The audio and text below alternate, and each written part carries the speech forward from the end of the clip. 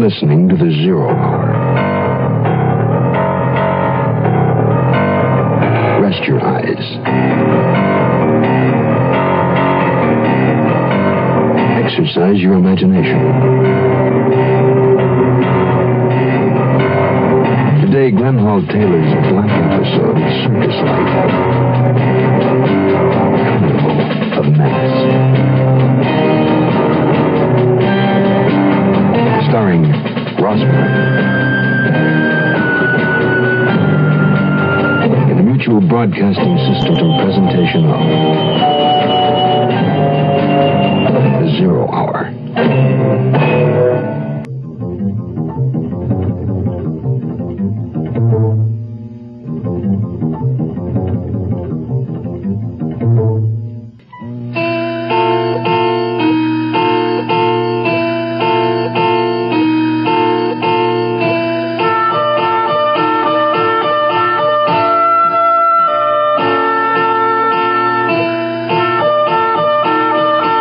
To a young generation, the Big Circus is a mammoth variety show performed in a huge auditorium, such as a giant sports palace or a convention hall.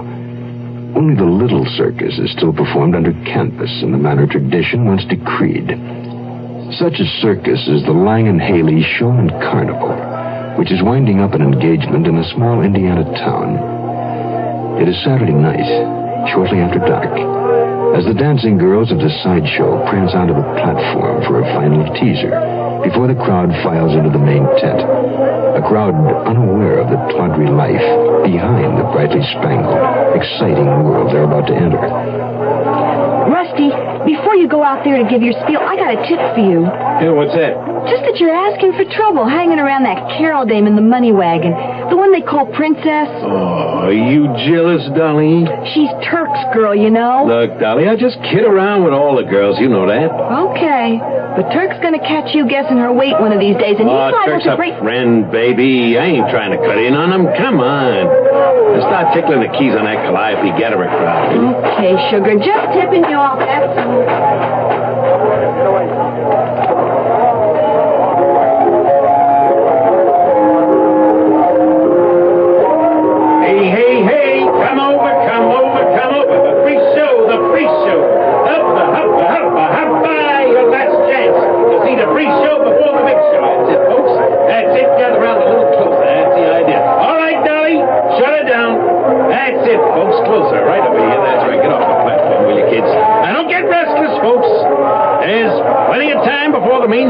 Under the big top. Now then, before I tell you all about the sensational attractions inside, I want these beautiful little ladies with their silver baubles and their bouncing personalities to put on a little dance for you. A dance that'll put a bowl full of jelly to shame. Hey, you with the bald head. Hey, Rusty, come here, will you? Yeah, hiya, Turk. Yeah, I haven't seen you around all day. What's up? Well, I only got a minute. Tonight's the night. Now, listen. We'll be pulling out of the railroad yard after midnight, about 1 o'clock. Yeah? All right, as soon as the train's underway, you get the poker game started. Make sure the security man is in it. That flatfoot hasn't missed a game since we hit the road with the show. Stay about even in the game yourself, so nobody squawks. Then pull out about 2:30. Okay. All right, I'll be waiting for you out on the platform, and we'll make it up to the flat car where the money wagon is. There'll be more than 20 grand in the safe tonight. Hey, that's a lot of bread. Yeah, like a whole loaf. Now then, you stay away from me until we meet on the platform. You got it? Gotcha. See you tonight. Hey, hiya, Princess. How's the most devastating creature in the world? Lonesome, I hope? Oh, brother, are you a cornball? Turk says tonight's the night, honey. Well, don't broadcast it. What do you want? Well, you know, I got to thinking 2/3 of 20 grand is nearly 14,000 clams. You and me could take it and have a real swinging time on it. You and me? Uh-huh. Huh. Get this, Rusty. Once and for all, I like it the way it is with Turk and me, and it's going to stay this way. Listen, I got what Turk hasn't got, baby. Brains. All he's got is muscle. How far are you going to get on that? Why don't you ask him? Here he comes now. Oh, Princess. Or do you want me to ask him? Hey, Rusty, what's up? Well, I just dropped over to check the time we meet tonight. I told you, 2:30. Yeah, that's what I thought. Well, see you later, huh? Okay. Turk, Yeah? there's something I gotta tell you. You may think Rusty's a pal of yours, but do you think it's safe having him on this job? I gotta have help. Why? Well, he makes his living talking. I'm just afraid he might let something slip. Nah, don't worry none about him talking. He wouldn't cut his own throat. Turk, Yeah? be careful tonight. Please. Don't worry, sweetheart. I'll be careful.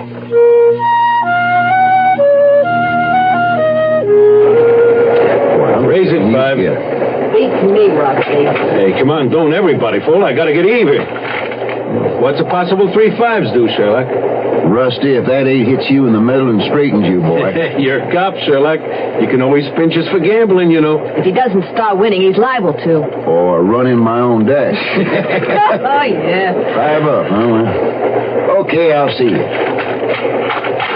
Well, the 8 did it, boys. Oh. 6, 7, 8, 9, 10. You are one lucky stiff. Oh, well, I'm a little short of even, but I gotta get me some shut-eye. You? Sleepy? Yeah, it's 2:30. I'm a working man, Sherlock. You get to sleep on a job. Get out of here. Good night, all. Good night, boy.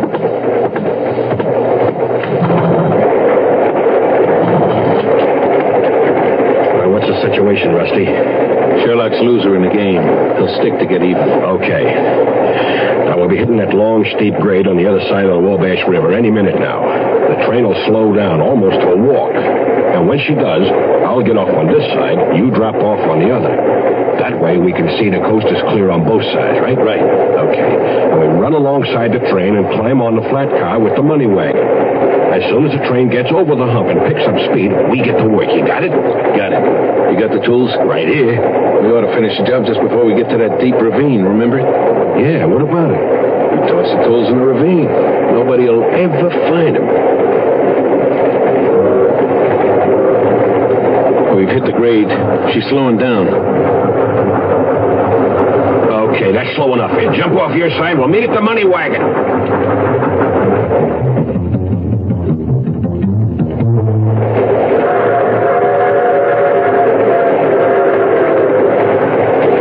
Okay, she's starting to highball.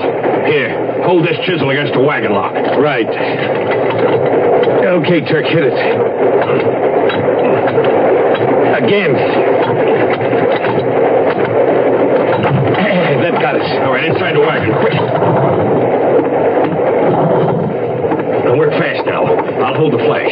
You take the hammer and knock off the knob, then I'll take the center punch and do the spindle and the sockets. Right.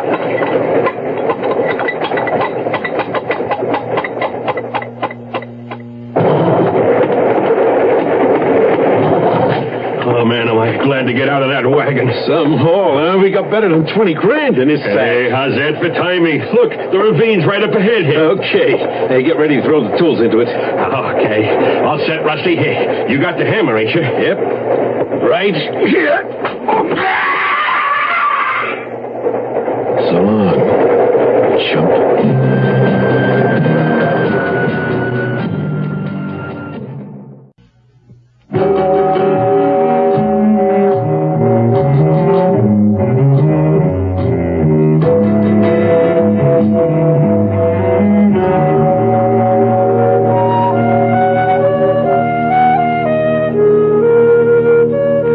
What happened last night? What happened to Turk? I guess he just split with his share of the loot, took his dough and jumped off the train. But why? That ain't hard to figure, Princess. He's a wrong guy, that's all. I tried to tell you. I set up the whole deal for him. Well, that kind of shows where his gratitude is, doesn't it? Well, he won't get very far. His running away has put the cops on him.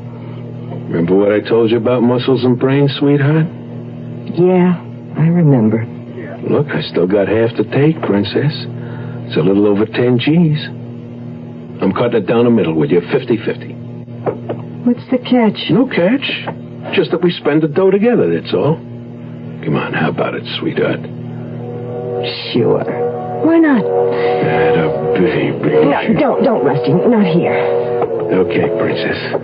We better figure on cutting out of this county real fast. What about the law? After all, I've been keeping the books, and I wouldn't want anyone to suspect me in this deal. Relax, baby. Turk's the only one they're looking for. We're clean. Get your things together. We'll be out of here tonight.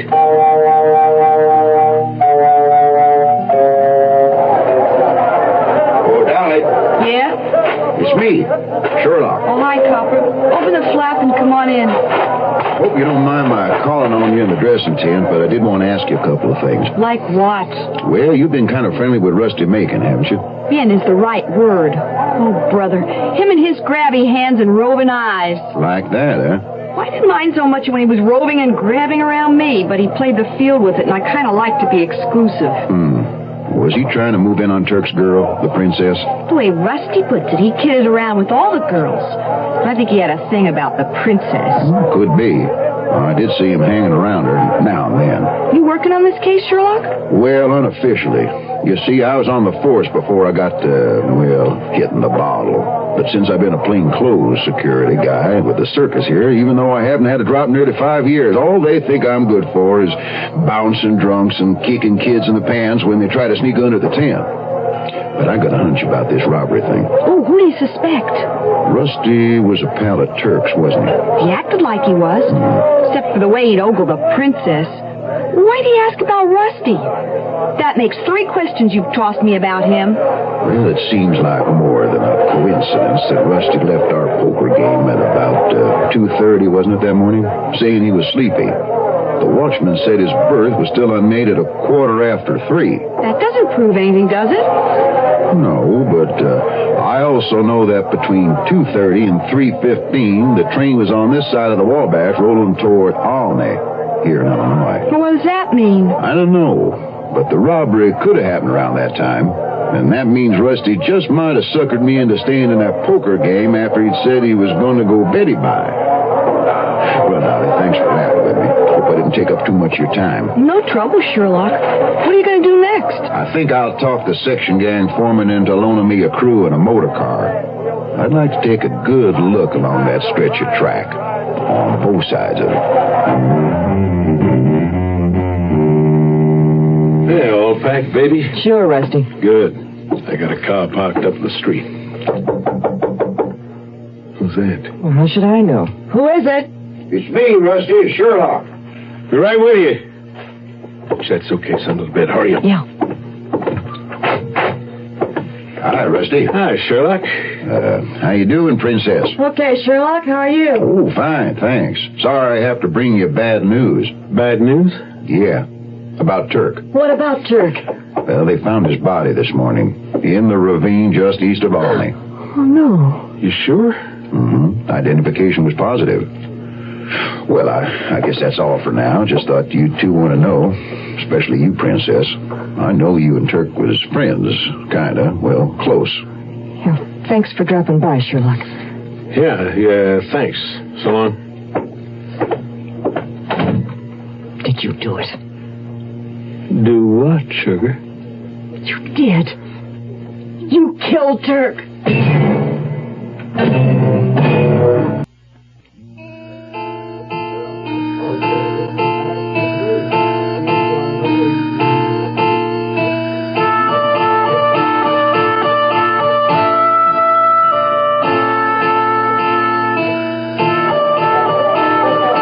Are you the special agent in charge in this area?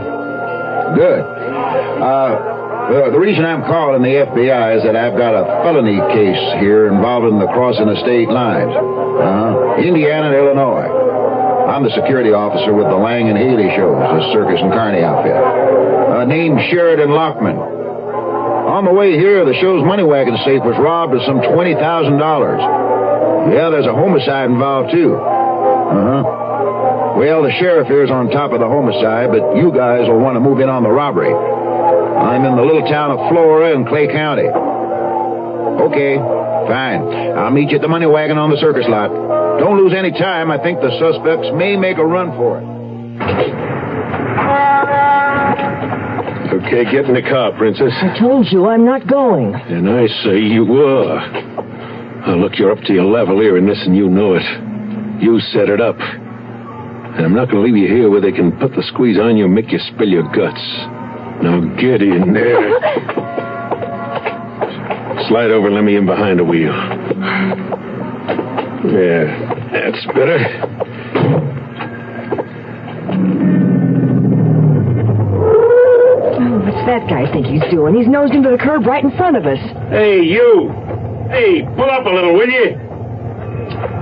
Oh, the heck with that jerk. I'll back up and get up. What's the matter? There's another car right behind us. You going somewhere, Rusty? Yeah, what's it to you, Flatfoot? To me? Well, it's part of my job. You're under arrest for robbery and murder. Oh, now what's that? A shot in the dark? It's a carom shot, Rusty. From me to get the boss's money back, to the FBI for crossing the state line while committing a felony, and to the local fuzz for homicide. And all of us are here. Go and look around. See for yourself. Homicide? You're out of your good.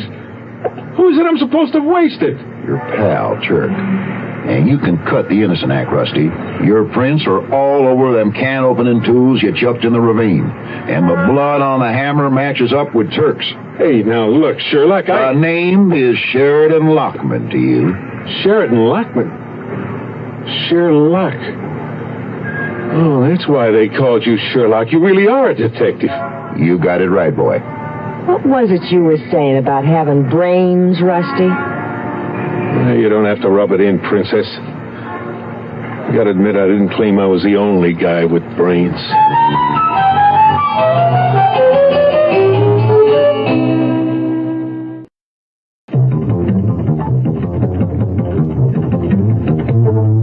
I'm Rod Serling. Close your eyes, exercise your imagination, and join us again on our next presentation of The Zero Hour. Carnival of Menace was adapted for radio by Glenn Hall Taylor. Ross Martin was heard as Rusty. Featured in the cast were Jane Webb, Charlie Dugdale, Johnny Hamer, and Diana Hale. Zero Hour, created by J.M. Collis, directed by Don Hills, is produced in Hollywood for the Mutual Broadcasting System by Radio Productions Incorporated. Music is composed and conducted by Stanley D. Hoffman. Rochelle Sherman, associate producer. This has been a presentation of the Mutual Broadcasting System.